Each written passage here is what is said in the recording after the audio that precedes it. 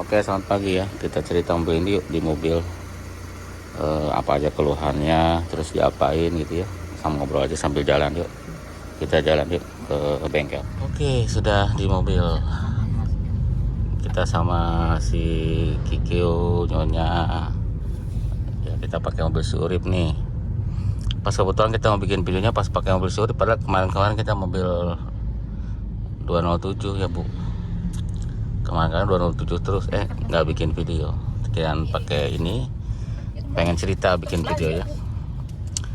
Nah, kita cerita diapain aja sih mobil ini ya selama ini kita pakai. Sebenarnya sih kita yang lebih karena keterbatasan biaya, lebih ke yang fungsional aja ya, yang menurut kita harus diganti gitu loh. Kita cerita. Nah, ini juga kan nyala tuh lampu engine kadang-kadang, kalau kayaknya itu ngaruh ke bensin karena kitanya pakai pertalite dan kadang juga hilang. Terus ABS memang nyala dari awal ya, itu terbaca sensor tapi kita belum ganti. Crowded nih hari Sabtu ya, seperti itu ya. Jadi selagi mobil tidak terganggu dan masih tetap jalan, ya udah kita biarin aja gitu, karena kan kalau mau dibetulin harus pakai biaya dan tidak mengganggu fungsional gitu, mobil tetap jalan, ya sudah kita pakai terus ya. Apa aja sih yang diganti? Maaf, masih sisa-sisa batuk.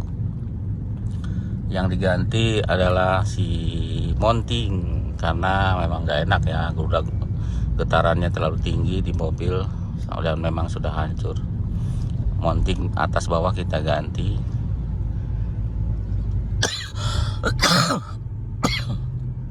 Batuk Pak Haji. Batuk. Terus yang mengganggu lagi adalah radiator ya, karena sempat panas waktu dipakai ke Tasik dan ternyata sudah korosi, sudah rembes sana rembes sini. Jadi kita ganti radiator pakai punya 206 ya, kebetulan sama. Beda sedikit aja lah posisi selang, tapi bisa dipakai. Terus oli mesin wajib ya, karena mobil baru ganti itu oli mesin, oli transmisi itu ganti, filter bensin, filter oli kita ganti, oli matic juga ganti. Itu wajib biasanya kalau kita ya pengen yakin aja pakai oli sendiri ya, pakai merek yang kita rekomendasi. Takutnya sebelumnya olinya tidak sesuai, kita nggak tahu. Jadi kita pakai oli yang direkomendasi seperti oli maticnya, oli mesin gitu. Yang penting kita yakin dulu olinya, karena itu kan yang kerja keras untuk mobil ini adalah oli. Lebih ke matic juga ngaruh di oli, mesin juga ngaruh di oli. Jadi itu hanya kepuasan batin aja ya, kalau itu hanya kepuasan aja. Supaya kita yakin. Terus apalagi ya, mungkin yang diganti mahal itu adalah pelek ya. Kenapa? Karena kita lebih ke maunya ke standar ya. Kita maunya standar, biar pikir kita kalau standar, semua standar bisa hemat bahan bakar ya, karena ya standar gitu. Dan lebih pede juga karena yang standar lebih kuat. Jadi akhirnya kita beli ya, dan lumayan peleknya mahal. Terus yang lainnya ya filter bensin gitu, terus pompa bensin. Ya motor starter kemarin ya kita servis, alhamdulillah masih di rumah. Coba kalau di luar kota kan ribet, bukanya cukup lumayan ribet ya, harus ngolong-ngolong dari bawah. Cukup di servis aja gitu. Sebenarnya sih alternator kita juga nggak tahu kondisinya, cuma kita bawa serep sih kalau untuk alternator. Di bagasi kita taruhin alternator, jadi amit-amit kalau ada apa-apa ada serepnya gitu ya. Jadi emang apalagi ini matic kan, starter harus bagus, aki harus bagus, terus alternator harus bagus, 3 serangkai itu harus bagus soalnya kan tidak bisa didorong. Kalau ini, kalau Matic kayak gini kan tidak bisa didorong hidup gitu, tidak bisa ya. Jadi tetap harus starter yang bekerja begitu ya.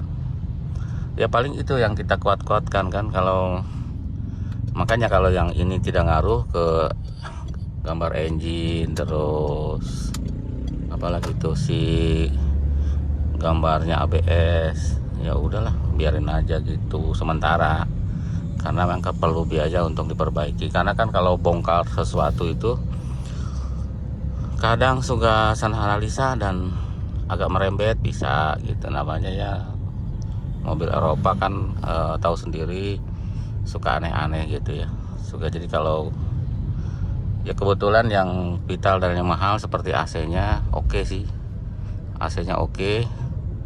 Cuma waktu itu saya nggak tahu juga, pas pertama kali itu kurang begitu dingin. Akhirnya kita heaternya kita bebas ya. Ini heaternya keadaan bebas. Jadi kalau kita nyalain heater ya nggak bisa jalan. Jadi heaternya sudah kita bebas. Jadi tidak ada pemanas, nggak apa-apa lah, kita nggak pernah pakai. Dan efeknya AC-nya jadi lebih dingin ya. Kita setel di gigi 2, ini giginya ada 10 kalau nggak salah. Gigi 2 aja udah cukup dingin aja. AC-nya cukup oke lah. Saat panas-panas juga oke, AC-nya dingin. Ya seperti itu ya cerita-ceritanya dengan mobil ini. Jadi seperti kampas rem gitu-gituan sih masih oke ya, masih tebal. Jadi tidak kita apa-apakan.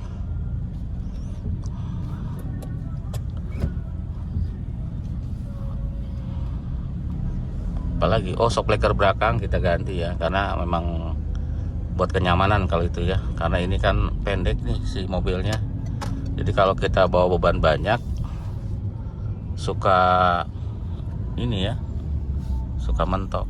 Bukan mentok sih, terlalu mantul ya karena pendek. Tapi kalau mungkin varian standar pakai shock breaker yang empuk itu lebih enak.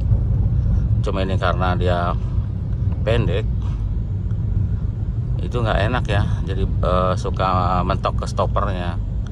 Jadi akhirnya kita kita ganti shock breaker yang lebih keras, yang dari gas. Jadi sekarang kalau kita bebannya berempat gitu terus keluar kota, lebih bisa nahan ya shock breakernya. Walaupun kalau kita sendirian atau ini lebih keras dibanding sebelumnya gitu ya, tapi nggak apa-apa. Yang penting kitanya yakin kalau bebannya banyak terus keluar kota nggak mantul-mantul, atau bukan nggak mantul-mantul sih, nggak terlalu empuk bagian belakangnya ya. Karena kalau terlalu empuk dia sampai menyentuh ke stopper ya, jadi jeduk gitu sampai habis lah gitu ceritanya ya. Seperti itu kali cerita mobil ini ya. Ya mungkin cerita kok itu nyala kok itu nyala, memang nyala, dibiarkan saja selagi tidak mengganggu ya, kita biarin aja. Masalah mobilnya tetap masih bisa jalan, masih normal gitu ya. Jadi mungkin ada juga yang mengalami indikatornya nyala dan tidak problem dan dicuekin, pasti ada ya.